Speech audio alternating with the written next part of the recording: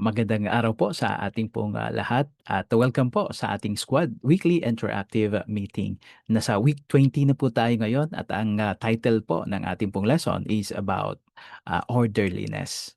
At ang definition nito makikita natin po diyan sa taas, no? At sabi sa definition, ang PNP members shall follow original procedures in accomplishing tasks assigned to them to minimize waste of in the use of time, money, and effort. So kung ano man ang pinapagawa sa atin, no, kailangan sundin natin ang original na mga procedures para ma-accomplish natin ang task natin ng walang problema. And also, sabi dito, hindi masasayang ang ating pong oras, ang ating pong pera, at ating pong lakas or effort po natin. Ang verse natin sa ating pong topic ngayong week na ito ay makikita po natin, no, sa 1 Corinthians chapter 4 in verse number 1 and 2. Let a man so account of us as of the ministers of Christ and stewards of the mysteries of God. Moreover, it is required in stewards that a man be found faithful. So siguro emphasize natin yung verse 2 na ito, no. Sabi ng Bible, kapag ikaw ay pinagkakatiwalaan ng Diyos, you are required, no, na magiging tapat ka sa kanya, no, matapat sa kanya pong binigay sa iyo na pamahalaan mo, no, or tagapamahala tayo, no. We are stewards. Okay? And lesson number 1 na makukuha natin dito is the principle of ownership. Makikita natin yan sa Psalm 24 verse number 1 that sabi ng Bible, "The earth is the Lord's and the fullness thereof, the world and they that dwell therein." So, ang sanlibutan ay sa Panginoon, no? Ay sa kanya 'yon. No, He's the owner of it. At sa kabuuan nito, no? Ang mundo at sabi niya sila ang nananahan dito, they that dwell therein. So the second principle na ating po matutunan ngayon, no, maliban doon sa principle of ownership, is the principle of responsibility. So we are God's stewards to manage. We are called, no, as God's stewards to manage that which belongs to God. So tinawag tayo ng Panginoon Diyos para maging tagapamahala ng kung ano ang ari-arian niya. No,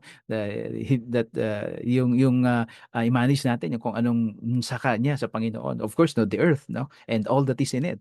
So, while God has graciously entrusted to us, asserted us to care, develop, and enjoy everything He owns as His stewards, we are responsible to manage His creation and according to His desires and purposes. So, habang in-entrust sa atin, pinagkatiwala sa atin ito, no, na pangalagaan natin, i-develop natin, at i-enjoy natin kung ano ang meron dito na sa mundong ito at ownership ng Panginoon. Pero no, sabi niya, kailangan din i-manage natin na maayos according to His desire at according sa kanyang purpose. Okay? And then number 3, ang principle of accountability. No? Principle of accountability.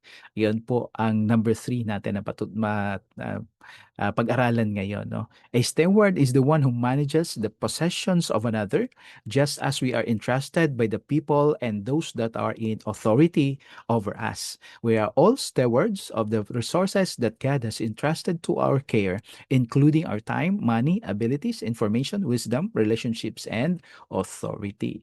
So siguro no, hindi na kailangan dapat i-explain ito kapag ikaw ay binigyan ng Panginoon na katungkulan. You are responsible, no? You are accountable, no? Kaya ikaw ang dapat sisingilin nito kasi pinagkatiwala niya sa iyo eh.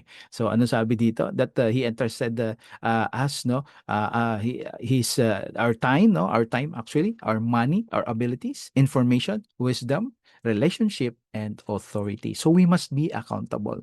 No, one of these days, no, magbibigay tayo ng accounting sa kanya, no? Ng tugon, no, or kaya ng sagot doon, no, sa paano natin in-spend yung mga pinagkatiwala niya sa atin. So that's the principle of accountability. And the next here is the principle of reward. So kapag tayo ay tapat, no, ang Panginoon din magbigay sa atin ng gantimpala, 'di ba? Maganda, no? At parang ano tayo dito, win-win situation tayo dito, 'di ba? Nung binigyan tayo ng Panginoon ng I mean, binigyan tayo ng Panginoon ng kanyang resources, lahat-lahat, no, sa kanya galing at gagamitin natin ito according to His purpose and according to His plan. And then, kapag magiging faithful tayo, pangalagaan natin ito, ano mangyayari, no?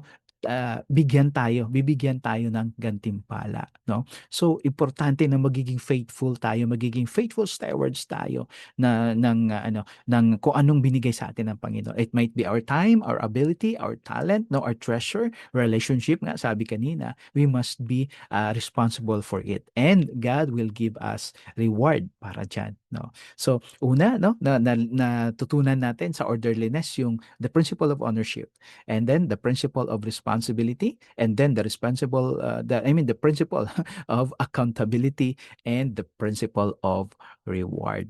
So, ang prayer natin, no, that we must praise God for His goodness and grace in our life, and ask forgiveness for our sins, and thank Him for the blessings we have received.